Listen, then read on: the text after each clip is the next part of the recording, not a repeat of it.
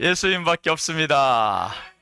오늘 레위기 19장 5절에서 8절 말씀을 통해서 하나님에 대한 화목제 규례, 이런 말씀으로 전해드리도록 하겠습니다. 하나님에 대한 화목제 규례입니다. 이 화목제라는 것은 하나님과 백성을 화목하게 하는데 가운데 제물이 있어야 됩니다.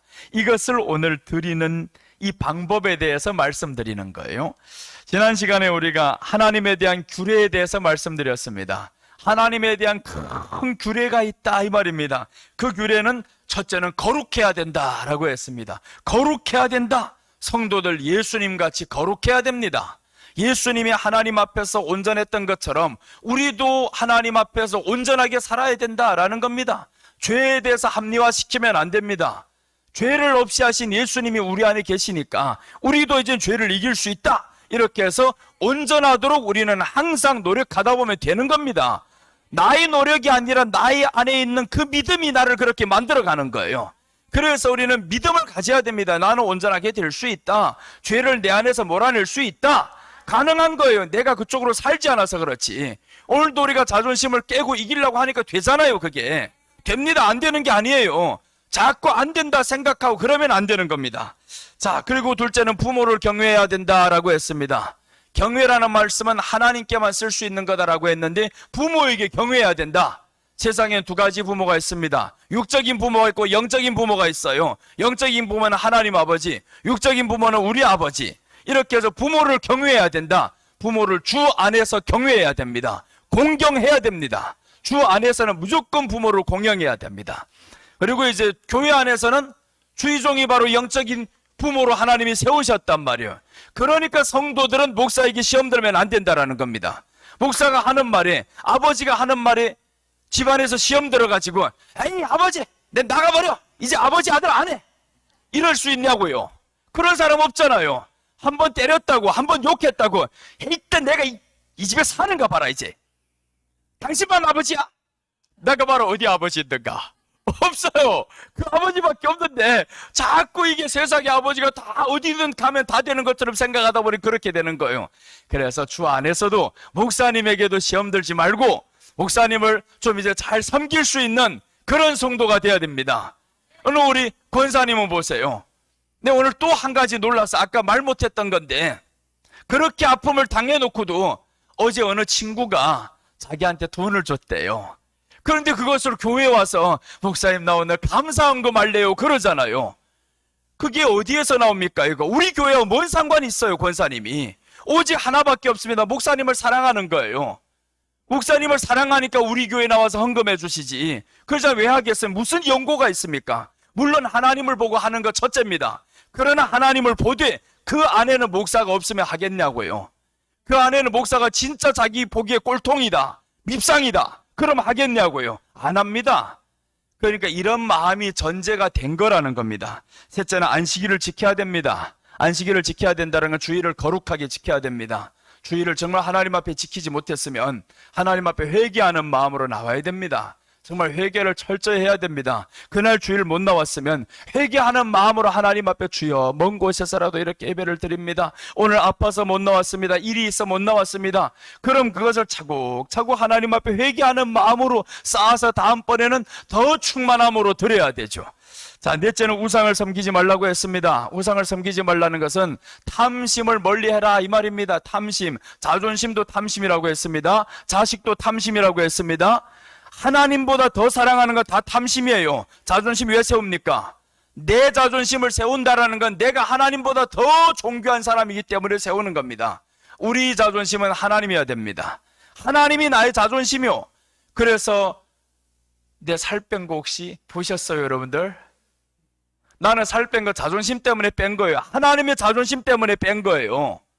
나는 하나님과 관련되면요 무조건 순종해버립니다.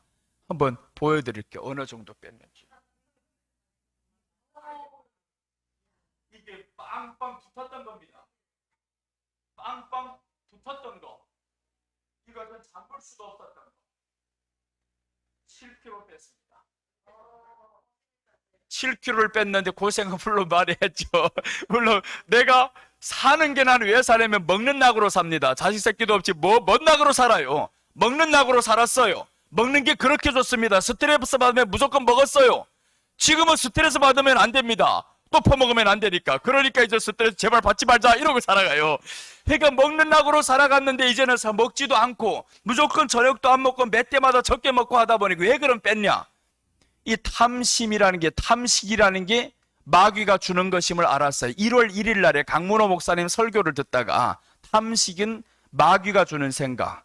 10여 년 전에 내가 살을 뺄 때 이 안에 뱀새끼가 이게 뭐예요? 둥지를 틀고 앉아있는 거 보고 살을 뺐어요. 그때도. 근데 그걸 잊어버렸단 말이에요. 살다 보니까. 근데 1월 1일 날 강문호 목사님이 감림산 기도회 설교할 때 내가 딱 듣다 보니까 이 탐식은 귀신이 역사하는 거고 마귀가 역사하는 거라는 거예요.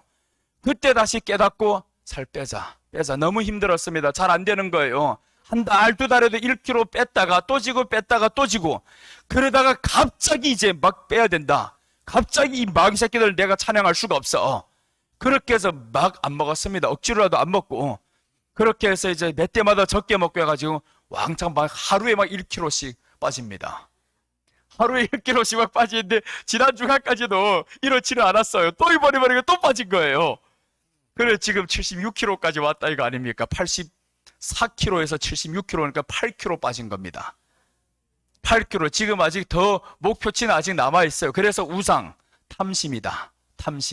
탐심을 내려놔야 된다. 탐심은 하나님보다 더 사랑하는 것. 하나님보다 더 사랑하는 건 귀신이 주는 생각이고 마귀가 주는 생각입니다. 그 탐식을 내려놓는 순간, 탐심, 마귀가 오는 걸 싫어하는 순간 우리는 하나님께 영광 돌리게 되어 있습니다. 그래서 여러분들 우리 인생 속에서 마귀가 내게 들어오는 건 무조건 막아야 되는 겁니다. 이것들 들어오면 나를 망하게 만듭니다. 나를 죽이게 만들어요. 마귀가 좋아하는 걸 해가지고 절대로 좋은 게 없습니다. 자존심 끝까지 내세워가지고 절대 좋은 게 없습니다. 죽는 길입니다. 그거는 죽는 길입니다. 자기는 분명히 그렇게 생각하죠. 내가 여기 아니면 갈 데 없어? 물론 있습니다. 그러나 그 자존심이 당신을 반드시 죽이게 돼 있어. 왜 그러냐면 자존심 한번 못 내려놓으면 다음번에 더 큰 게 들어옵니다. 점점 쌓이게 됩니다. 욕심 인태양주 죄를 낳고 죄가 장성하자 사망을 낳느니라 했죠. 이것들이 장성하게 하면 안 됩니다. 그래서 나는 가장 싫어하는 게 내 안에 마귀 새끼가 주는 생각 나는 안 한다. 니들 들어온다면 난 쫓아버리겠다. 네가 좌하면 나는 우한다. 무조건 반대길로 가야 됩니다. 그래야 하나님이 기쁘셔서 이야 하나님이 나를 바라볼 때 가장 기뻐하는 게 언제냐? 마귀가 좋아하는 것 안 하면 하나님은 기뻐해요. 어차피 우리는 두 가지에 속해 있습니다. 하나님께 속하지 않으면 마귀에게 속합니다. 세상 사람들 이럽니다. 아유 나는 뭐 무교야 합니다. 무교야. 예수님도 안 믿고 누구도 안 믿고 무교야. 그럼 마귀에게 속한 거예요. 그건 무교는 마귀에게 속한 거고, 하나님께 또 교회 나왔어도 대충 왔다 갔다 하는 사람 똑같이 마귀에게 속한 사람. 예배를 드려도 신령과 진정으로 드리지 않고 자기 생각대로 자존심 꽉 차서 드리면 똑같이 마귀에게 속한 사람. 그래서 우리는 하나님께 속한 사람이 되면 하나님이 주고 싶어집니다. 마구잡이로 내가 이 사람 보면 막 죽어져요. 여러분들 한 사람 사랑하면 막 주고 싶어집니다. 이렇게 그렇잖아요. 권사는 왜 헌금하겠어요? 그래 사랑하니까. 하나님이 사랑이 되고 목사가 사랑이 되고 그러니까 헌금하는 거예요. 여러분도 우리 교회가 빚 다 갚을 수 있는 게 왜 그렇습니까? 여러분들 교회를 사랑하고 목사를 사랑하고 그러니까 교회 빚 다 갚을 수 있도록 헌금했지. 그러니까 여러분 우리가 정말 탐심을 멀리해야 된다는 건 마귀에게 속한 것이라는 걸 철저히 깨버리고 하나님 앞에 나가시기를 바랍니다. 자 이제 오늘 본문 말씀입니다. 하나님에 대한 화목제 규례입니다. 하나님에 대한 화목제 규례. 첫째, 화목제물 기쁘게 받으시도록 드려야 됩니다. 화목제물은 기쁘게 받으시도록 드려야 된다. 5절 말씀 같이 읽겠습니다. 너희는 화목제물을 여호와께 드릴 때 기쁘게 받으시도록 드리고. 자, 화목제물은 기쁘시게 받도록 드려라. 이 말씀 뭐냐 하면 예배를 드리는 것을 의미하잖아요. 하나님께 지금 화목제물을 드리는데 하나님께 드린다라는 건 예배입니다. 예배를 화목제물로 드려야 된다. 그런데 기쁘게 받으시도록 드려야 된다라는 거예요. 그러면 예배를 기쁘시게 받으시도록 드려라. 이 말씀은 하나님이 받으시는 참 예배를 드려야 함을 의미합니다. 하나님이 받으시는 참 예배를 드려야 되는데 화목제물을 왜 드려야 되냐면, 왜 예수님이 화목제물로 죽으셨냐면 하나님과 우리 인간 사이를 화목시켰어요. 예수님이 죽으시면 하나님과 인간 사이를 화목시켰고 사람과 사람 사이를 화목시켰어요. 그래서 예수님이 우리 안에 있으면 하나님과 우리 사이 화목되면 하나님은 우리에게 복을 주고 싶습니다. 복을 주고 싶어서 어쩔 줄 몰라요. 왜 그래? 화목이 됐으니까 이제는 무조건 주고 싶어요. 화목이 되니까 사랑이 되는 거예요. 그러니까 주고 싶어요. 나는 진짜 하나님이 나를 주고 싶어지는 게 막 느껴집니다. 막 누구든지 나를 보면 막 주고 싶어 그래요. 그게 누구 하나님이 마음을 주니까 그러지.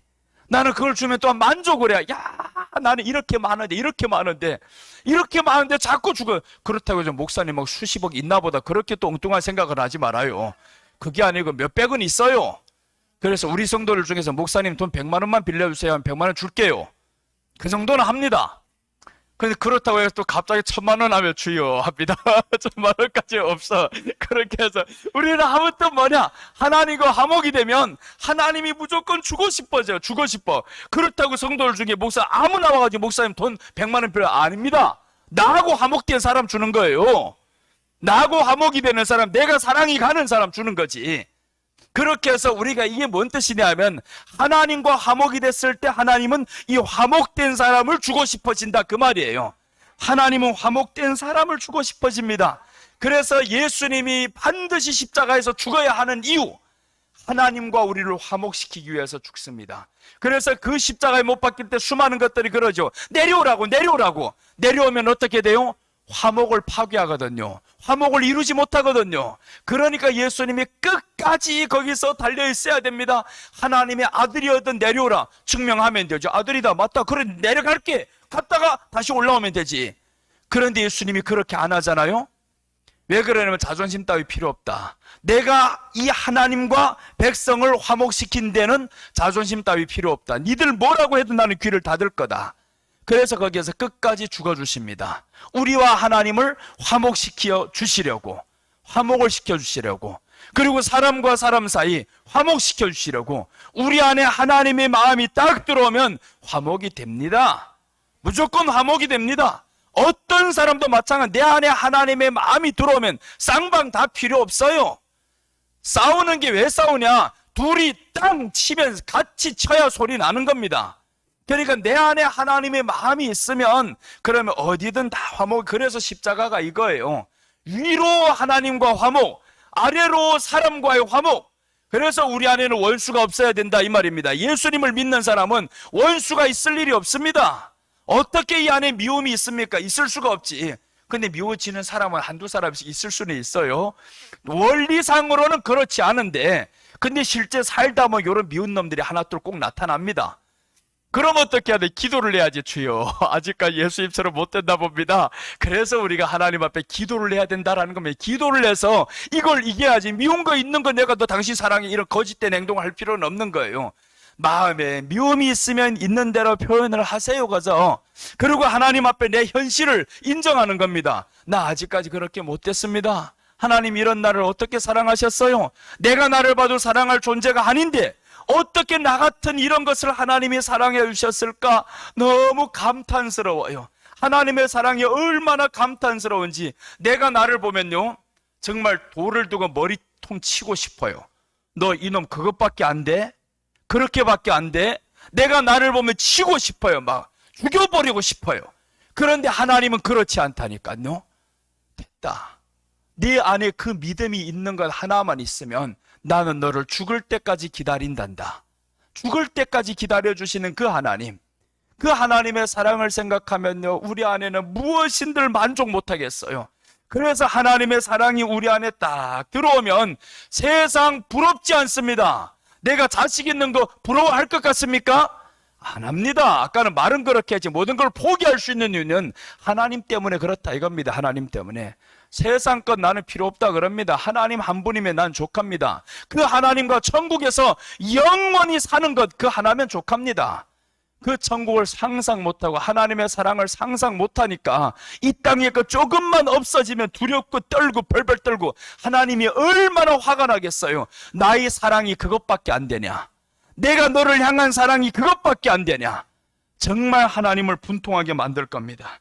요한일서 2장 2절 보시면 그는 우리 죄를 위한 화목제물이니 우리만 위할 뿐 아니요 온 세상의 죄를 위하심이라 라고 했습니다. 온 세상의 죄를 위하심이라. 우리를 위한 화목제물이 되었다. 우리를 위했다라는 것은 우리와 하나님 사이에 화목제물이 됐으니까 하나님 앞에 너는 무조건 복을 받아야 되는 거예요. 무조건 복을 받아야 된다는 것은 복 주세요 해가지고 복이 오는 게 아닙니다.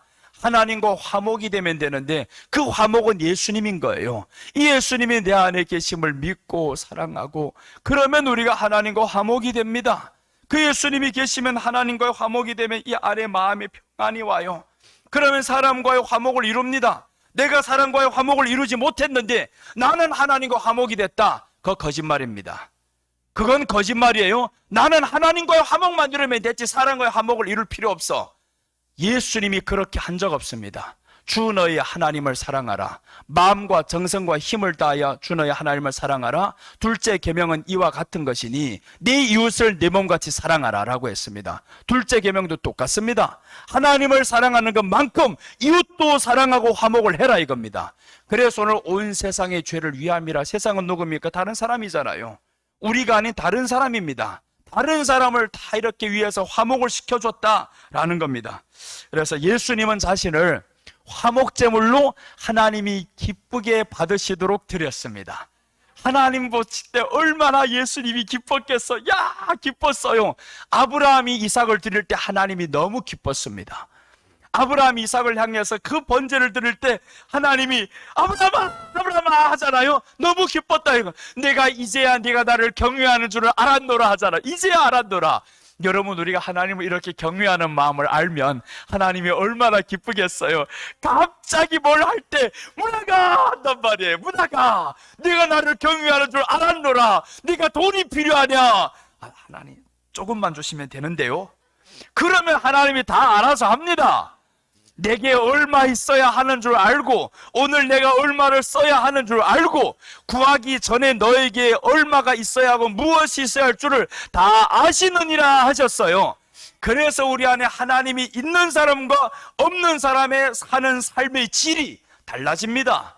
삶의 질이 완전히 달라요. 그래서 우리 안에는 하나님이 있으면 만사가 보는 게 다 이뻐 보이고 다 좋아 보여요.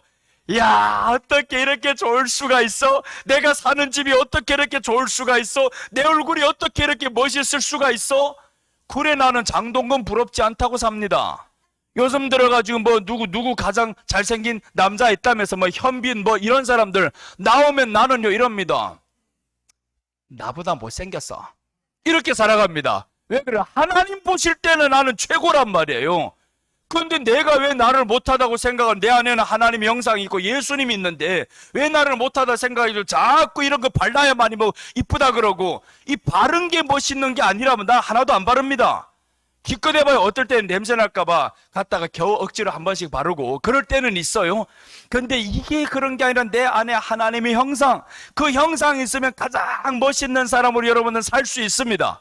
그래서 우리가 늙어서도 괜찮고 아파도 괜찮고 내 안에 하나님의 형상이 있으면 됩니다. 그 하나님의 형상이 있으면 모든 걸 만족인 거예요. 돈이 많아서 만족할 것이면 절대 아닙니다. 돈이 많다고 만족하는 게 아니라 내 안에 만족하시는 그 하나님이, 예수님이 있어야 만족이 되는 겁니다. 돈을 10억을 갖다 줘봐라. 만족을 하는가? 10억을 주면 꼭 이래요? 아파트 하나 사면 없는데요. 잃어버린다니까요. 또 그러면 주여 조금만 더 주세요. 또 10억을 줬어요. 아유, 나만 어떻게 이렇게 살겠어요? 아들 사는 거 보니까 또 저거 사주고 싶어요. 그래 또 줬어요. 또 실컷 해가지고 또 10억 벌어서 사줬어요. 아유 주여, 손자는 어떡합니까? 그러다가 하나님이 뭐를 더 달라고 자꾸 달라는 거예요. 자꾸 다 달라고. 얼마나 답답하겠어요. 그래서 세상의 재물은 채우고 해도 이게 만족이 안 돼. 왜 그래요? 셉니다. 한쪽으로는 새는 거예요. 새는 걸 막지 못하면 우리는 만족이 안 됩니다. 예수님이 우리 안에 들어와서 딱 채워지면 만족이 되는 거예요. 만족. 그래서 어디를 살든 뭐든 다 만족입니다. 만족해. 너무너무 기뻐요. 뭘 입고 다녀도 만족이요, 뭘 신고 뭘 먹어도 만족이요. 그저 무조건 만족. 그래서 여러분 우리가 예수님으로 충만하고 하나님이 받으시기에 합당한 그 즐거이 드리는 예배를 드려야 된다는 겁니다. 사회생활이 기초가 어디에서 오냐? 사회생활을 우리가 잘하고 싶죠. 사회생활 나가서 모든 사람에게 인정받고 싶고 사회생활 잘 되고 싶은데, 그러자면 예배로부터 출발합니다. 사회생활도 예배로의 출발입니다. 예배로 여러분들 성령 충만하게 딱 되어봐요. 사회생활에 자신감이 생깁니다. 예배 생활에서 성령이 충만하다. 그러면 사회생활이 딱 나가면 그때부터 자신감이 붙을 뿐만 아니라 그 자신감은 하나님이 주시는 영권입니다. 하나님이 주신 영권이 딱 왔다 보니까 세상 모든 게 부러울 게 없어요. 그러니까 내가 남을 부러워 안 하면 그 사람이 나를 향해서 우러러 보게 돼 있습니다. 아니 너 가진 것도 없는데 뭐가 그렇게 당당해? 이렇게 말한단 말이에요. 가진 거 없어 보이는데 당당해 보이거든요. 근데 여러분, 우리 안에는 가진 것 가지고 비교하는 게 아닙니다. 가진 것 비교하면 너는 그러면 저 삼성 회장보다 있을 것 같아. 거기 가면 그러면 너희 집은 화장실이지. 그렇게 하면 사람들로 가진 것 가지고 비교하는 이런 사람 예수님 없는 사람이에요. 그래서 우리는 예수님이 이 안에 있다. 이분만 있으면 가진 것 문제가 안 됩니다. 무조건 만족이 되는 거예요. 그래서 여러분, 우리가 예배 드릴 때 충만하게 예배로부터 이렇게 출발을 하다 보면 사회생활도 잘 될 수밖에 없어요. 누가 어떤 사람을 쓰겠습니까? 이렇게 자신만만한 사람을 쓰지. 뭘 하나 한다고 하면 겨우 될까 말까 이런 사람 쓰겠냐고요. 절대 안 씁니다. 자신 없는 사람은 쓸 수가 없어요. 골을 넣을 수 있다는 자신감 있는 사람을 쓰는 거지. 그러니까 골 넣을 수 있는 자신감도 없으니까 자꾸 남에게만 툭툭 쳐주고 이런 사람 공격수 절대 안 세웁니다. 이번에 저 이란하고 한국 축구 시합할 때 11년 만에 대한민국이 이란을 이겼어요. 손흥민 자신감이 가장 넘칩니다. 유럽에서 지금 뛰다가 엄청 자신감이 올랐을 때예요. 아무리 뚫다가 보니까 안 되는데 마지막에 몰라. 4명이 앞에 딱 맞고 뒤에서 맞고 몽땅 포위를 했습니다. 공을 해도 줄 데도 없고. 몰라, 나 혼자 차서 넣을 거야. 정면으로 차서 빵 들어가는데 그 골키퍼가 있다가 받긴 받았어요. 받았는데 아래로 새 들어가더구만요. 하도 자신감 있게 차버리니까 그 자신감 없어 봐봐요. 내가 자신감 없어 어떻게 옆에다 또 툭 쳐줍니다. 그러면 또 못 넣어 이거. 그런데 바로 자신감 있게 차버리잖아요. 그 자신감이 붙어버렸단 말이에요. 여러분, 우리가 축구의 신이 들려도 저렇게 되는데 예수님이 신이 들리면 그보다 얼마나 능력이 나타나겠냐고요. 그래서 예수님이 신에 들려서 좀 살아보자고요. 예수님이 신에 들리면 세상에 부러울 것 없습니다. 아무 데 가서도 부러울 것 없어요. 그렇게 한번 살아가면 회사에 가서 이제 어디 일하는 장터에 가서도 여러분들 한번 예수님으로 당당하게 한번 서봐봐요. 그럼 갑자기 이거 어디서 다윗이 왔나 이거. 어제까지는 네가 그렇게 기가 죽은 사람이었는데 뭐가 당당해서 오늘은 그렇게 고개를 쳐들고 다녀 이럽니다. 쳐드는 게 아니라 이 딱 이러면 얼마나 신나요 이 안에. 이렇게 하면 할수록 우리 안에는 일이 잘 되게 돼 있어요. 자, 마태복음 5장 23절 봅니다. 5장 23절 보시면 그러므로 예물을 제단에 드리려 하다가 거기서 내 형제에게 원망 들을 만한 일이 있는 것이 생각나거든 예물을 제단 앞에 두고 먼저 가서 형제와 화목하고 그 후에 와서 예물을 드리라 라고 하잖아요. 이게 화목에 대한 중요성입니다. 십자가를 말하는 거예요. 네가 하나님 앞에 예배를 드리러 왔어? 그럼 하나님 앞에 예배를 지금 드려요. 드리러 왔다고 하면 하나님과의 화목이 되었으면 어떻게 하라는 거예요? 이웃과의 화목, 형제와의 화목을 이루고 와서 드려라. 이루고 와서 드려라. 이게 지금 성경입니다. 그래서 오늘 우리는 하나님은 영이시다. 영이시니까 우리는 예배를 신령과 진정으로 드려야 됩니다. 하나님이 기쁘시게 받도록 예배를 드리셔야 되는 거예요. 요한복음 4장 24절을 보시면 하나님은 영이시니 예배하는 자가 영과 진리로 예배할지니라 라고 했습니다. 예배하는 자들은 영과 진리로 성령의 충만으로 예배를 드려라. 그러면 하나님 역사를 하십니다. 성령에 충만하면 정말 두려움이 없어집니다. 병도 떠나갑니다. 언제 질병이 떠나가냐? 성령에 충만할 때 질병이 떠나갑니다. 뭐 소리 크게 기도한다고 해가지고 떠나가는 게 아니에요. 기도의 시간만 왕창 늘렸다고 떠나가는 게 아닙니다. 성령에 충만은 내 안에 예수님이 사랑이 될 때, 예수님이 고마워질 때, 하나님이 너무 감사합니다. 너무 좋아요. 그럴 때 이 마음의 두려움이 사라집니다. 이 마음의 두려움이 사라지면 질병도 다 떠나가게 되어 있어요. 자, 오늘 이렇게 화목제물 기쁘시게 받도록 드려야 됩니다. 하나님이 받으시는 참 예배를 드려야 된다라는 겁니다. 자, 둘째 보시겠습니다. 하나님에 대한 화목제 규례 둘째, 드리는 날과 이튿날 먹고 3일에는 불사르라 이렇게 말씀합니다. 3일에는 불사르라 이렇게 말씀하는데 6절 한번 보겠습니다. 6절 보시면 그 제물은 드리는 날과 이튿날에 먹고 셋째 날까지 남았거든 불사르라. 참 어려워요. 그래서 구약을 예수님으로 보지 않으면 무슨 뜻인지 도저히 알 수가 없습니다. 이런 내용을 뭔 뜻으로 해석할 거예요? 그 제물은 예수님이라 쳐요. 드리는 날이 있어요. 이튿날에 먹습니다. 3일까지 남았거든 불살라야 됩니다. 또 그럼 이 말씀이 뭐냐 하면 드리는 날 이튿날 먹고, 자, 이 말씀을 보시면 첫째 날이 있습니다. 첫째 날은 예수님이 잡히는 거죠. 예수님이 잡혀서 그날에는 우리를 위해서 고난당합니다. 그때까지는 예수님을 먹는 거죠. 3일 이튿날까지는 먹을 수 있습니다. 십자가에 못 박힙니다. 그러니까 십자가에 못 박히고 나니까 밤이 딱 되잖아요. 온 땅에 흑암이 꽉 차잖아요. 그러니까 이튿날까지 먹고 3일에는 불살라 버려야 된다라고 했습니다. 무덤에 들어가셨다. 무덤에 들어간다 이 뜻입니다. 그래서 오늘 이 말씀은 예수님 우리 위해서 고난당하시고 무덤에 들어가십니다. 오늘 3일 날에는 불살라라라는 것은 불살라가 완전히 죽은 거죠. 이제 완전히 죽었으니까 무덤에 들어가셨다 그 말입니다. 무덤에 들어가셨다. 그래서 오늘 화목제에는 세 가지 제사가 있습니다. 화목제를 드릴 때는 이렇게 드립니다. 감사제로 드려야 되고 서원제로 드려야 되고 자원제로 드립니다. 감사제로 드린다라는 것은 당일 먹고 이튿날 태워야 됩니다. 감사제는 당일 먹고 이튿날 태운다. 그럼 오늘 이거는 감사제는 아닌 거죠. 당일 먹고 이튿날 태우는 게 아니고 이튿날도 먹으니까. 그럼 이 말씀은 뭐냐 하면 서원제와 자원제로 드리는 겁니다. 서원이라는 것은 예수님이 서원해서 하나님 앞에 드리는 겁니다. 나를 하나님 앞에 드렸다라는 먼저 서원을 하는 겁니다. 서원을 해서 나를 드립니다. 창세기 3장 15절에서 예수님이 이 땅에 와서 우리를 위해서 죽습니다. 서원제. 그 다음에 자원제는 예수님이 자원해서 드리는 겁니다. 내가 자원해서 죽겠습니다.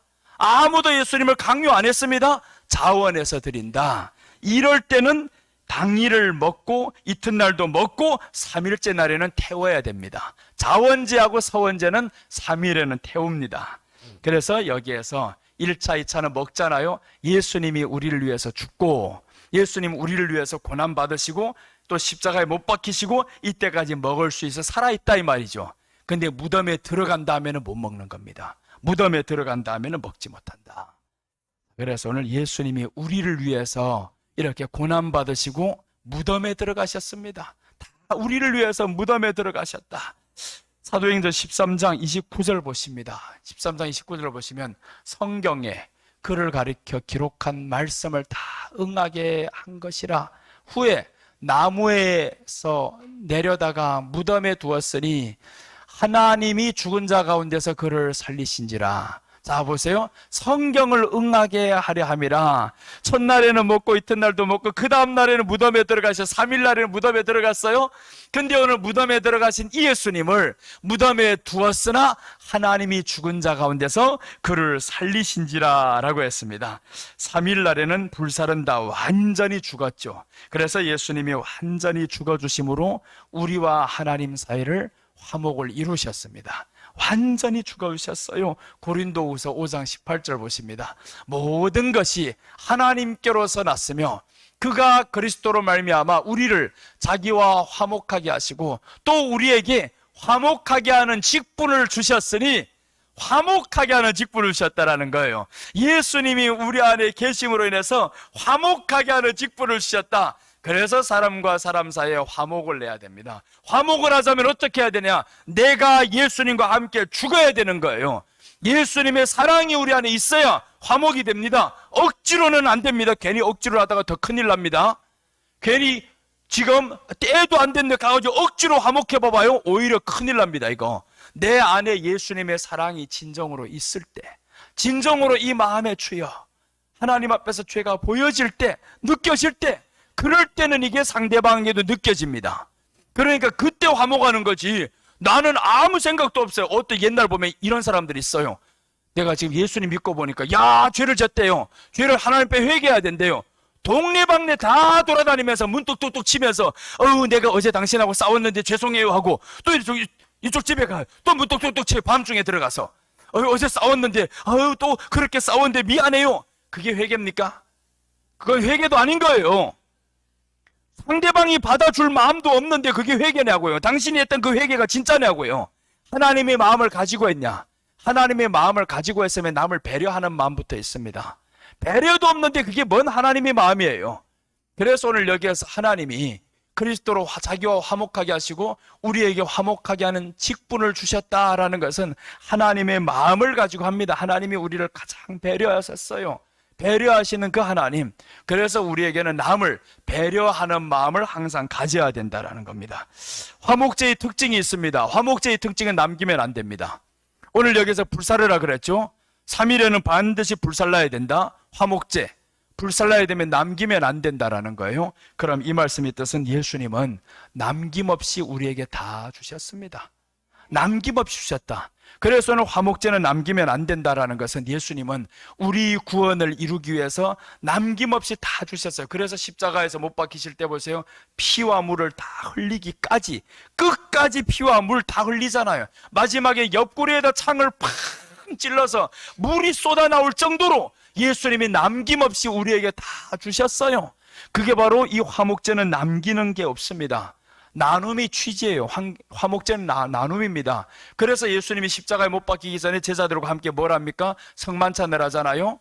저들에게 이렇게 말씀합니다. 떡을 떼어주시며 가라사대 이것은 너희를 위한 내 몸이니라. 포도주를 주시며 이것은 너희를 위한 내 피니라 라고 하잖아요.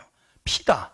이 예수님이 살과 피를 우리에게 나눠주신다. 다 나눠주신다. 그래서 화목제의 취지는 뭐냐? 나눔의 취지입니다. 나눠야 된다. 나눠야 된다. 나눔이 없는 화목제는 있을 수가 없어요. 그럼 벌써 예수님은 우리를 위해서 구원하기 위해서 자신을 전부 다 주셔서 나누어 주셨습니다. 우리에게. 그럼 우리는 어떻게 해야 되냐? 나눠야 되는 겁니다. 우리도 재물이 있으면 나눠야 됩니다. 다 나눠야 되는 건 나누어 주고 나 혼자만 잘 먹고 잘 살리라 그러면 안 되는 거예요. 이런 나눔이 없는 것은 절대 화목제 아닙니다. 하나님의 사랑이 없는 거예요. 그래서 성경에 보면 가장 큰 나눔이 있어요. 언제 가장 큰 나눔이 있냐면 구약에서 가장 큰 화목제, 솔로몬의 화목제입니다. 솔로몬이 화목제를 드리는데 보세요. 열왕기상 8장 63절 보시면 이게 지금까지 지구상에서 가장 큰 화목제입니다. 이것은 누구를 대표하냐 한번 봅니다. 열왕기상 8장 63절 보시면 하나님이 솔로몬이 화목제의 희생 제물을 드렸으니 곧 여호와께 드린 소가 22,000마리요 양이 12만 마리라. 이와 같이 왕과 모든 이스라엘 자손이 여호와의 성전에 봉헌식을 행하였는데, 자, 성전 봉헌식을 했어요. 성전을 지금 이제 다 갚아서 우리도 이제 성전 빚 다 갚으면 아직 빚이 갚았다고 했지만 은행 빚을 다 갚았다 이 말이에요. 아직 많이 좀 있기는 있어요. 그 빚을 다 갚으면 우리도 어떻게 하냐? 성전 봉헌식을 합니다. 하나님 앞에 성전을 봉헌식을 드릴 때면 그때 헌금 안 합니다. 남들이 들어오는 이런 헌금 받지 않습니다. 무조건 다 나눠줍니다. 그래서 내가 4월 17일 날에 봉헌식에 가야 돼요. 우리하고 교회 같이 사신 그 교회가 지금 빚 다 갚았대요 벌써. 그러면서 목사님 내가 집회를 그 교회 가서 하고 나서 그 교회 샀단 말이에요. 그 우리 교회가 먼저 샀으니까 그 목사님이 나보고 목사님 우리 교회 와서 5일 동안 집회를 해주세요. 그래 가서 5일 동안 집회를 했는데 이 교회 사버렸어요. 이 목사님이. 지난달까지 빚을 다 갚았다고 나한테 전화가 왔어요. 목사님 그날에 부활절 날이에요. 부활절 날에 봉헌식을 하는데 목사님 오후 예배 때는 우리 교회에 와서 봉헌식 좀 한번 참석해 주시고 말씀해 주셨으면 좋겠습니다. 그래가지고 그럼 가야죠. 봉헌식을 드린다. 얼마나 부러워요. 하나님 앞에 이렇게 봉헌한다. 그런 날에는 받는 게 아니에요. 우리가 하나님 앞에 받은 것을 나눠주는 날에 나눠주는 날. 그래서 화목제물 오늘 솔로몬이 얼마 드리냐 하면 여호와께 드린 소가 22,000마리요. 이것은 누구와 나누냐? 백성들과 나누는 겁니다. 왕궁의 모든 소, 나에게 속한 모든 소, 백성들과 나누겠다 이 말입니다. 그래서 이때 가장 크게 기뻐했더라 이제 뒤에 나옵니다. 큰 기쁨이 있었더라. 나누는 겁니다. 이게 바로 화목제예요. 그런데 이 화목제의 예표는 언제냐면 이게 언제 이루어지냐? 신약에서 이루어집니다. 초대교회 때 똑같은 사건이 일어나요. 초대교회 때 보면 사도행전에서 성령님이 임합니다. 사도행전 4장에서 성령님이 임하고 말씀을 받고 그때부터 이 사건하고 똑같은 사건이 일어나는 거예요.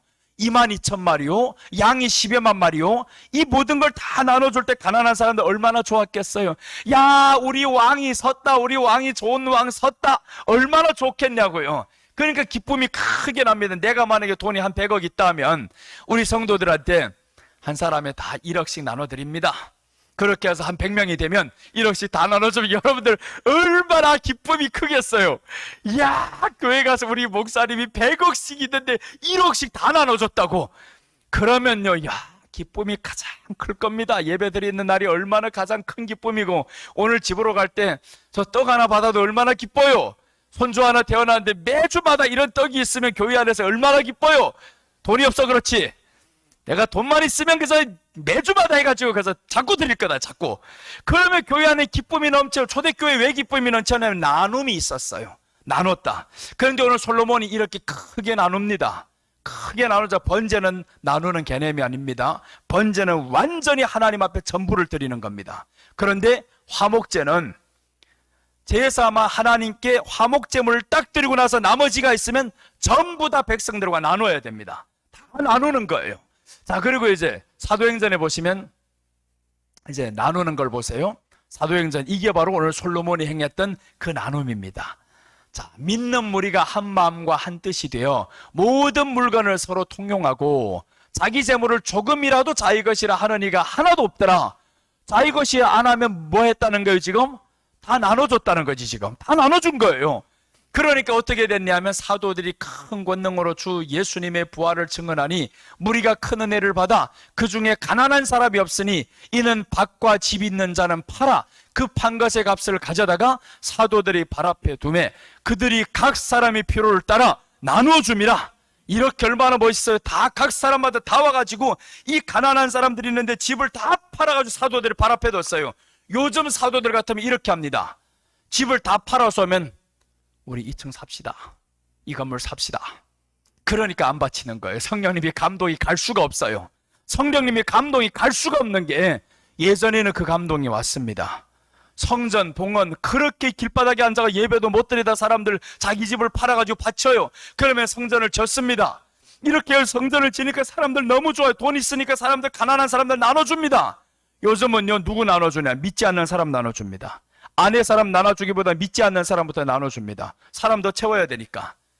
그게 아닙니다. 오늘 성경에 보니까 누구부터 나눠주냐 하면 솔로몬이 누구를 나눠줬겠습니까? 이스라엘 백성들 나눠줬지. 그럼 오늘 이 백성들도 보니까 믿는 사람들을 나눠준 거예요.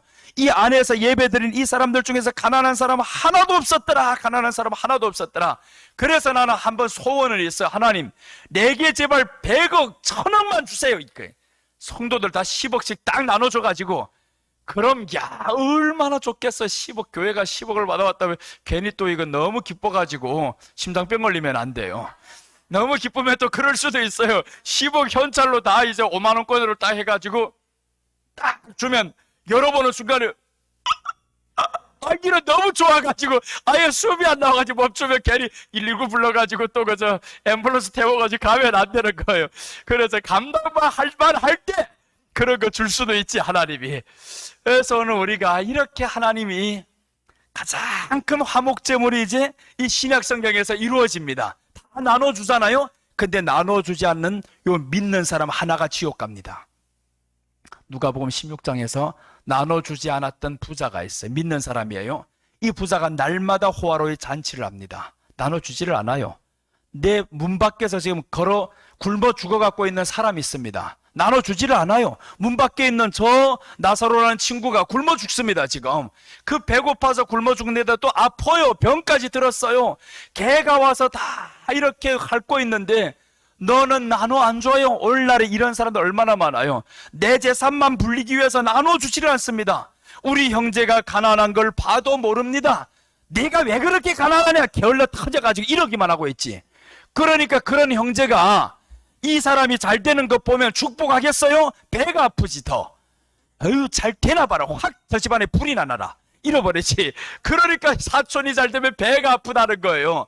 왜 나눠주지를 않냐고요. 나눠줘야 되는데 이게 나눠주지 못한다라는 것은 화목제 대신 예수님을 몰라서 그렇다. 믿는 사람은 나눠줘야 됩니다. 무조건 이 안에 있으면. 돈이 많으면 왜 많아지느냐? 한 주일에서 하나님이 돈을 벌면 11조는 10 중에 하나는 하나님께 드리고 나머지 9은 하나님이 나누라고 있는 거예요. 그게 나누라고 있는데 9은 저기를 저 통장에다 넣으려고 해도 다 모자란 거예요. 통장에 넣으려고 보니까 이게 5밖에 없어. 다 자신을 위해 썼지. 다 자신을 위해 쓰다 보니 나를 위해 쓰기도 부족한데 언제 남과 나눕니까? 그래서 남과 나누기 위해서는 내 것을 아껴야 된다는 겁니다. 내가 아껴야만이 남을 나눌 수 있어요. 그래야 하나님이 그걸 보면서 얼마나 기쁘겠습니까? 딱 보면서 야, 네가 진정 화목제물이 되신 이 예수님을 알고 너희 마음에 모셨구나. 이 나누는 모습을 보면 하나님이 얼마나 주고 싶어지겠습니까? 이렇게 구약의 이 큰 나눔 화목제물이 신약에서 이렇게 이루어집니다. 가난한 사람이 하나도 없으니까 교회 안에 얼마나 기쁘겠어요. 가난한 사람 없으면 가난하면 정말 고통이 옵니다. 힘들어요. 너무 지쳐요. 가난하면. 그 가난함이 10년 이상 가면 힘듭니다. 그래서 우리 성도들은 성령에 충만해야 되는데 괜히 이런 사람이면 안 됩니다. 믿음도 예배도 대충 드리는 사람이 와가지고 에이 그 교회 가면 나눠준대 그런 사람 주는 게 아니야.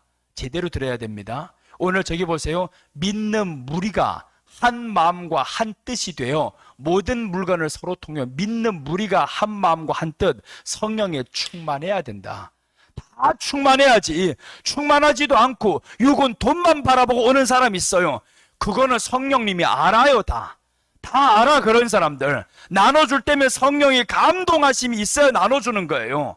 그래서 성령의 감동으로 나눠주는데 이 사람이 자기가 아무런 예배도 제대로 안 드리는데 저 집은 나눠줘. 나는 왜 안 준대? 이건 벌써 성령님이 없는 거예요.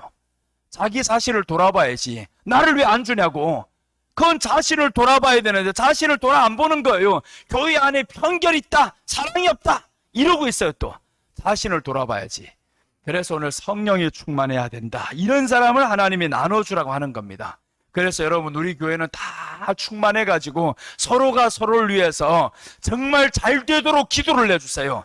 잘 되도록 자녀들이 뭔 사업을 하면 자녀들이 잘 되도록 기도를 해주고 그러면 이 가난한 사람은 누구 잘 됐다고 해가지고 시기하지 말고 야 잘 돼서 너무 기쁘다 너무 기쁘다. 그럼 이런 사람들이 얼마나 나눠주고 싶겠냐고. 나를 시기하는 사람 나눠주고 싶겠어요? 절대 주기 싫지. 그러니까 서로가 막 이렇게 축복하고 기도해주고 그러면 얼마나 나눠주고 싶겠어요. 자, 이렇게 오늘 드리는 날과 이튿날 먹고 3일에는 불사르라 라고 했습니다.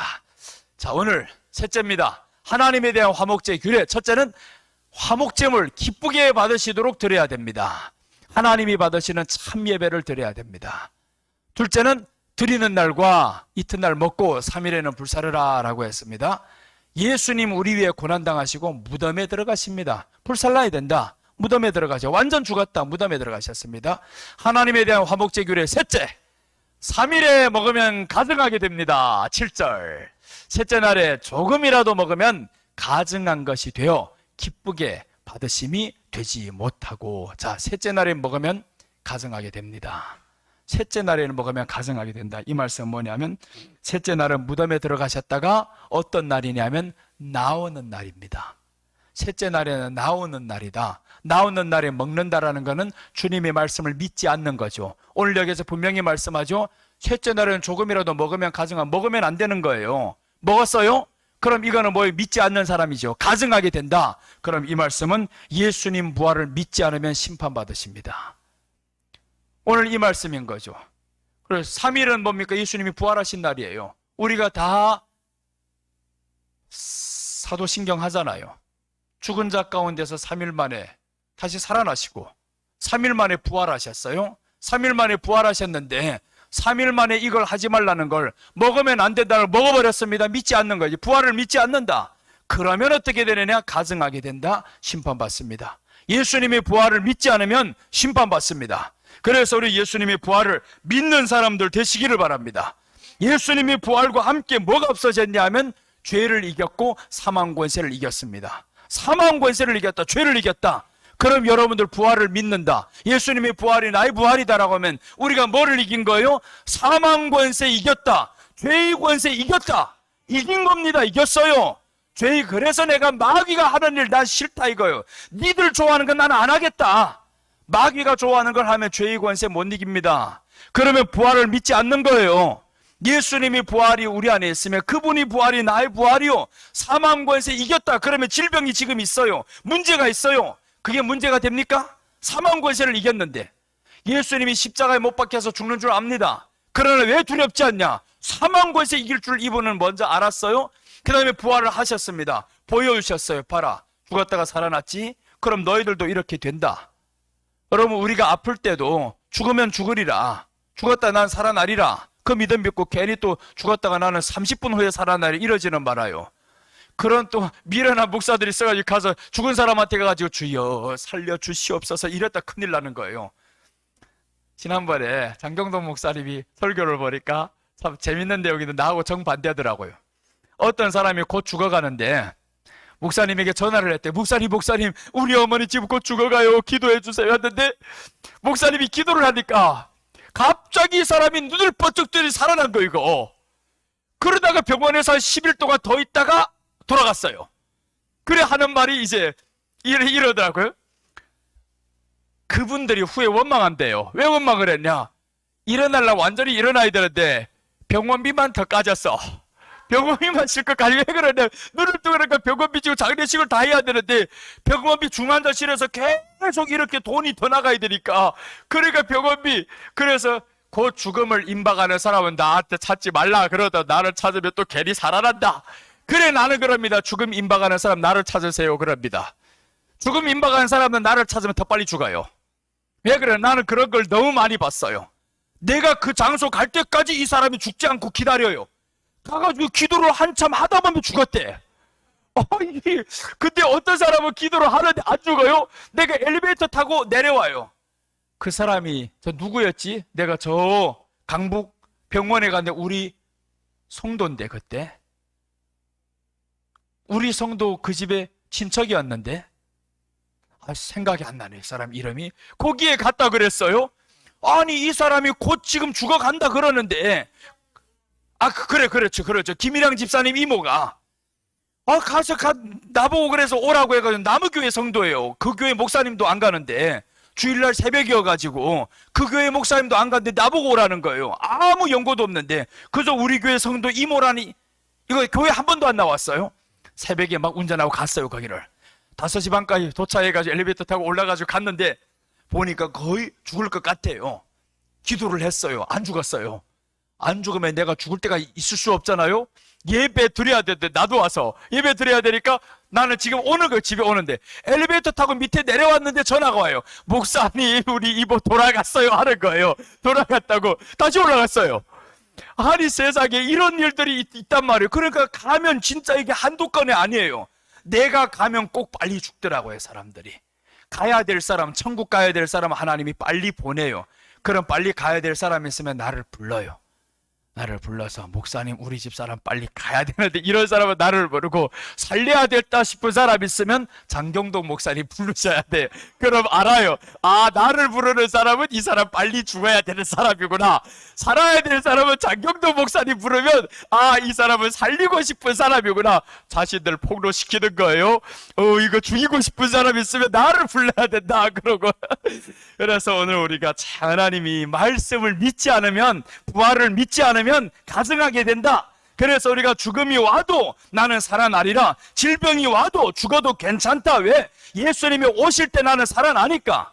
지금은 당장은 아닐지라도 예수님 오실 때 우리는 살아납니다. 지금 질병이 있어도 괜찮습니다. 좀 병이 있으면 어때서요? 괜찮아요. 병이 있는데 뭘 어때서 누구보다 못합니까? 병 있는 대로 살아요. 뭐 그렇게 기죽을 필요도 없습니다. 병이 있으면 있는 대로 살고 남보다 못하면 못한 대로 살고, 그러나 내게는 너보다 한 가지 훨씬 비교도 하지 않는 존재가 있다. 그분이 바로 예수님이다. 예수님이 내 안에 있는데 나는 당당하리라. 아파도 괜찮고요, 못 살아도 괜찮습니다. 돈이 없어서 병들어도 괜찮습니다. 나는 예수님이 있으니까 반드시 우리를 머리 위에 올려놓습니다. 올려놓습니다. 여러분들 이 말씀 반드시 믿어야 되는 거예요. 올려놓습니다. 나는 10년 전엔 정말 가난병이 너무 찌들어지게 가난했습니다. 10년 전에, 20년 전이지 벌써 이렇게 됐구나. 지금 교회 개척한 지가 벌써 17년 됐으니까. 그때 전에는 정말 가난해서 찌들어지게, 그때까지 괜찮아요. 중국에 있을 땐 더 가난했어요. 정말 300원 가지고 한 달 살아야 됩니다. 월세 200원 나갑니다. 100원 가지고 살 때 보면 때로는 너무 힘들어요. 아무하고도 말하지 않았습니다. 이렇게 힘들다고 말하지 않아요. 정말 심지어 간장 살 돈도 없을 때 나를 아들처럼 생각하는 그 권사님도 가난했어요. 신혜순 권사님, 그래서 내가 잊을 수 없는 거예요. 나의 엄마, 이 성경책 속에다, 내 성경책 속에다 가만히 중국 돈 100원을 갖다가 넣어뒀어요. 내가 그걸 보는 순간에 얼마나 감동이 오고 얼마나 눈물이 나고, 그렇게 가난한 세월이 있었는데 나는 이렇게 필 줄 생각, 또 그걸 폈다고 해가지고 진짜 말이 잘 산다 그러지 마세요. 지금 이렇게 폈다라는 거는 만족하는 거예요. 만족하니까 하나님이 내 안에 계속 만족하는 환경을 만들어줘요. 어떤 것 만나도 다 만족이에요. 그렇게 가난한 세월이 있으니까 지금은 만족해. 300원이면 지금의 우리 6만 원입니다. 6만 원 가지고 월세 400원 나가고 4만 원 나가고 2만 원 가지고 어떻게 살아요? 그렇게 가지고 몇 년을 살아왔어요. 몇 년을 그렇게 살아왔단 말이에요. 그런데 그 교회에서 나를 담임 목사 하라면 내가 하겠습니까? 담임 목사는 500원을 줘요. 그거 가지고 어떻게 살아요? 그래, 나 못해. 그래서 나와버렸어요. 그렇게 가지고 더 이상 못 살겠어요. 힘들어요. 지쳐요. 가난이 너무 오래가면 지칩니다. 정말 지쳐요. 그래서 여러분들, 가난이 너무 오래 가지 않도록 여러분들 깨어 있어야 됩니다. 여러분들 재물을 지키셔야 되는 거예요. 가난이 오래 가면 정말 힘듭니다. 그 믿음, 물론 연단은 좋아요. 그러나 나 같은 연단, 나는 우리 자녀들 받는 거 원치 않아요. 우리 성도들은 그런 연단 정말 조금 받고 지나가기를 바란단 말이에요. 정말 우리 성도들은 조금만 가난 속에 조금만 견디다가 이겨야지. 내가 걸어온 길 다 걸으면 내가 못 보겠어요. 그거 못 봅니다. 정말 하나님이 그렇게 하지 말아주세요. 정말 빨리 가난과 고난과 지나가게 해주세요. 이렇게 해서 여러분들 빨리 정말 축복받는 삶이 되시기를 주님의 이름으로 축원합니다. 아직 끝난 건 아닌데, 아직 한참 많이 남았는데, 지금 이게 이렇게 가다 보면 감림산처럼 가는 거예요. 오늘 처음이래요, 우리 교회. 오늘 이게 분위기가 너무 좋았다. 왜 그러냐면 벌써 두 사람의 감동의 스토리가 앞에서 딱 배경을 깔아주니까 성령의 충만이 들어가기 좋은 거예요. 자, 하나님 말씀 봅니다. 로마서 6장 6절 보면 우리가 알거니와 우리 옛 사람이 예수와 함께 십자가에 못 박힌 것은 죄의 몸이 죽어 다시는 우리가 죄에게 종노릇 하지 아니하려 함이니. 예수님과 함께 십자가에 못 박혔다. 그러면 우리가 죄의 종이 되지 않는데, 예수님과 함께 살면 더 어떻겠냐고요. 함께 살아나면 더 큰 일이 일어나는 거지. 죽었으면 죄의 종이 되지 않는데 함께 살았으면 그때부터 권세가 드러납니다. 두려움이 없습니다. 한번 두려움이 있나 봐봐요. 두려움이 자꾸 온다라는 건 예수님의 부활이 없는 사람, 십자가가 없는 사람입니다. 자신 스스로 이제는 자신 스스로를 평가하세요. 진단해 보세요. 내 마음에 항상 두려움만 있는가? 항상 모든 걸 부정적인 시각으로만 바라보는가? 그건 예수님이 없다라는 겁니다. 예수님이 있으면 절대 그렇지 않습니다. 예수님이 있으면 잠깐 부정적으로 봤다가 바로 나 자신에게서 문제를 찾습니다. 회개를 합니다. 그래서 오늘 죄에게서 종노릇 하지 아니하려 함이니라고 했습니다. 사도행전 4장 1절, 2절, 3절 보시면 사도들이 백성에게 말할 때 제사장들과 제사장들과 성전 맡은 자와 사두개인들이 이르러 예수 안에 죽은 자의 부활이 있다고 백성을 가르치고 전함을 싫어하여 그들을 잡음에 날이 이미 저물었으므로 이튿날까지 가두었으나, 사도들이 지금 백성들에게 뭘 말하냐면 부활을 말하. 예수님이 부활을 말하니까 저것들이 잡아버렸습니다. 왜 부활을 말해? 부활을 말하면 사람들이 살아나거든요. 예수님의 부활, 죽음을 말해도 이렇게 죄의 종이 안 되는데 부활을 말하면 그때부터 살아있는 생명이 역사하는 거예요. 재림을 말하면 완전히 세상 끝 의미 없어집니다. 그러니까 부활도 이렇게 중요한데 재림을 말해봐요. 얼마나 대단한가. 그래서 부활과 함께 재림 같이 들어가면요, 이거 끝나버립니다. 세상 아무것도 아닙니다. 그때부터는. 그러면 세상 보이는 거, 아이 누가 나를 스트레스 주든 자존심 상하게 하거든 문제 안 된다 이겁니다. 그래, 나는 억울한 일 당해도 해명 안 합니다. 절대 누구한테 해명 안 합니다. 억울함 하려면 해봐라. 나쁜 소리 하려면 해명 안 합니다. 할 이유가 없어요. 내가 왜 사람 앞에 해야 되는데. 언젠가는 진실은 다 드러납니다. 시간이 조금 오래 걸려 그렇지 진실은 다 드러나게 돼 있어요. 안 드러나 큰일입니다. 하나님 앞에 가서 드러날 때는 당신은 지옥이야. 그걸 알아야 됩니다. 하나님 앞에 가서 드러나면, 하나님 앞에 들어갔을 때 우리가 흠이 없어야 됩니다. 예수님으로 인해서 우리 안에는 가득히 충만함으로 채워져야 됩니다. 그래서 예수님 앞에 딱 갔을 때 얼마나 기뻐요. 이 부활로 인해 가지고 우리는 지금 모든 걸 이기고 살아가야 되는데 항상 마음에 두려워요. 화가 나요. 불안해요. 그런 부활이 없는 거지. 그래서 우리는 예수님과 함께 죽는다. 예수님 내게 믿음을 주세요라고 기도를 해야 됩니다. 여러분, 우리가 고침받는 믿음도 중요해요. 우리가 죽을 병에서 살아났어요? 어떤 문제에 응답받았어요? 이 믿음과 십자가를 믿는 믿음, 예수님 부활이 믿어지는 믿음 다릅니다. 이거는 완전 다른 거예요. 한번 이런 체험을 통한 믿음은 나로 하여금 굳건하게 서는 데 도움은 주지만 그러나 나를 변화시키는 데는 유한입니다. 한계가 있어요. 아무리 체험을 많이 해봐봐요. 예수님이 부활이 우리 안에 없으면, 예수님이 우리 안에 없으면 그거는 일반적인 저 믿지 않는 사람들 신앙과 똑같은 신앙이에요. 자신이 변화가 없습니다. 만약에 여러분 안에 세상을 바라볼 때 만족이 되는 거예요. 모든 걸 바라볼 때 만족이 된다는 것은 예수님이 이 안에 있어서 그렇습니다. 1000번, 10,000번을 기적을 체험했는데 만족이 안 된다? 예수님 없는 사람입니다. 예수님 있는 사람은 무조건 만족이 됩니다. 무엇을 봐도 기뻐요. 감사해요. 얼마나 기쁜지 상상 못합니다. 예수님이 있으면 그 하나 자체로 그래서 만족이 되고, 그래서 오늘 이 부활을 믿지 않으면 어떻게 되느냐? 3일 만에 먹으면 가증해진다. 부활을 믿지 않으면 심판받는다. 마지막 하나 더 보겠습니다. 사도행전 4장 33절. 사도들이 큰 권능으로 주 예수님의 부활을 증언하니 무리가 큰 은혜를 받아 예수님의 부활을 증언했다. 무리가 은혜를 받았다라는 걸 믿었다라는 거죠. 그 부활을 전했더니 사람들 마음에 막 소망이 일어나는 거예요. 예수님이 우리를 위해서 죽었다가 부활하셨어. 그럼 우리도 부활할 수 있어. 이때 당시엔 다 믿으면 죽여버립니다. 죽여버리는데도 불구하고 사람들이 큰 은혜를 받고 믿는 거예요. 그러니까 저때 당시 사람은 진짜입니다. 오늘날 우리가 믿는다고 해서 누가 죽여요? 죽이는 사람도 없어요. 코로나 때 교회 가면 너 어떻게 한다 그래서 안 나오는 사람들, 이거 크게 회개해야 됩니다. 다 지옥 갈 행동들이에요. 이게 코로나 때문에 교회 못 간다, 이거 큰일 납니다. 그게 그러면 예수님 믿으면 죽여버린 다음에 믿겠냐고. 당신이 그걸 못 믿는 사람이지. 믿을 수 없습니다.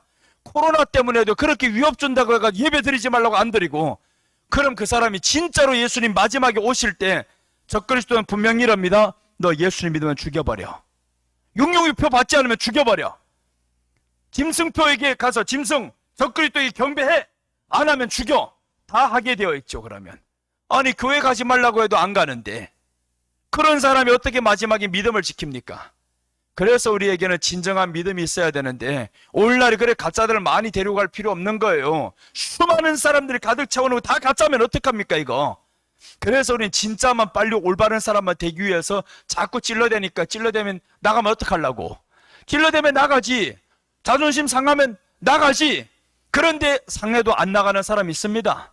부활의 소망이 그 안에 있고 말씀이 들어가는 사람 나가지 않습니다. 오히려 더 굳건하게 세워지지. 그래서 오늘은 이렇게 설교가 길어진 거예요. 이런 사건들이, 두 사건이 얼마나 좋아요. 이렇게 상처를 받아도 내가 찌르는 사람들 보면 미워하는 사람 아닙니다. 정말 성도를 위해서 그렇게 하는 것인 줄로 여러분들 이후에는 철저히 믿어주시고, 찌를 때마다 아유 목사님 사랑이 없다, 정말 상처 준다, 사람들 앞에서 창피하게 만다, 그 생각하지도 마세요. 그 마귀가 주는 생각입니다. 사람들 앞에 예배드리러 사람 앞에 왔습니까? 하나님 앞에 왔지. 얼굴이 조금 팅팅 붓기만 어떻고, 얼굴이 좀 검으면 어떻고, 사람 앞에 왔어? 아닙니다. 하나님 앞에 왔지. 내가 아파도 왜 그렇게 그때 서냐? 나는 사람 앞에서 안 합니다. 하나님 앞에서 합니다. 말이 좀 안 나가면 어때서? 좀 기침이 나오면 어때서? 좀 힘들면 어때서?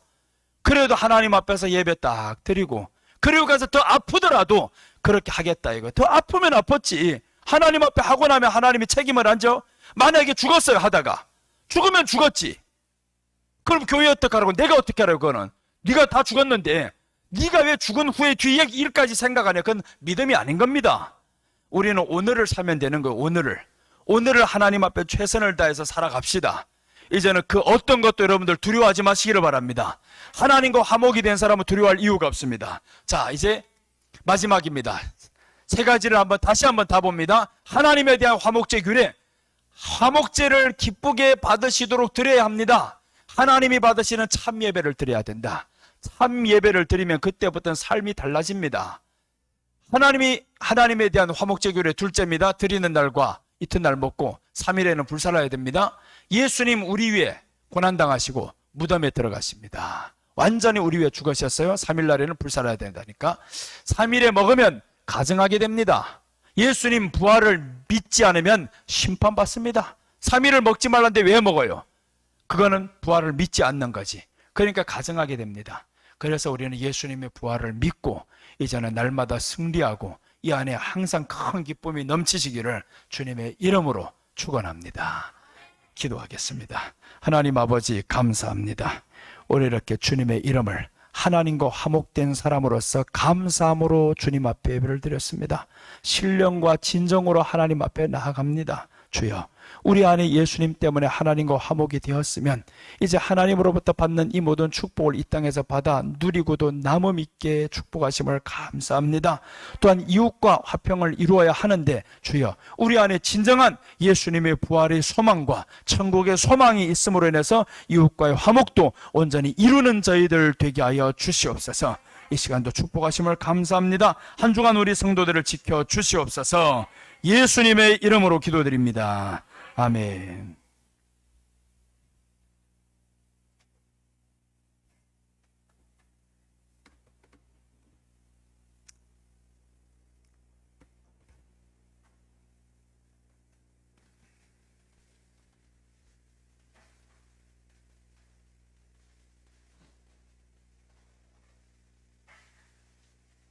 합심 기도 좀 해야 됩니다. 아픈 사람들이 있어서 요즘은